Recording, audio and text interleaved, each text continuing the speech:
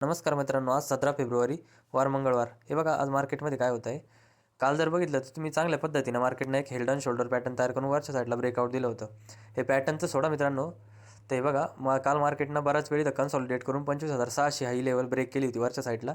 तर खालच्या साईडला तुम्हाला एक इथं दिसत असेल, इथं स्टॉप लॉस कुठं लावले असेल तर 90% जणांनी स्टॉप लॉस लावले असेल जवळपास 25,545 ह्या लेवलजवळ. म्हणजे बरेचसे छोटे लोक होते त्यांनी 25,570 असे छोटे स्टॉप लॉस लावले असतील.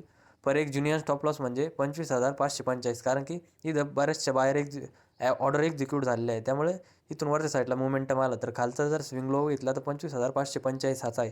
मग तुम्ही जर बघितलं तर 25,545 ते 25,555 हा तुमच्यासाठी एक बाईंग झोन असू शकतो. 25,560पर्यंत झाला तुम्ही, कारण की एक्झॅक्ट लेवल नसते ती. तर असं होऊ शकतं. आता मार्केट कसं आहे, वरून गॅप डाऊन होऊन खाली येते. ही खाली येऊन यांची लिक्विडिटी घेऊन मग मार्केटवर जाऊ शकतं मित्रांनो. आपण असेच ट्रॅप व्हिडिओ टाकत असतो, तर इथं बरेच जण ट्रॅप होऊ शकतात. त्यामुळे इथून बाविंग मोमेंटम येऊ शकतो. आणि जर या खाली थोडा वेळ जर मार्केट टिकलं तर इथं सुद्धा लिक्विडिटी आहे.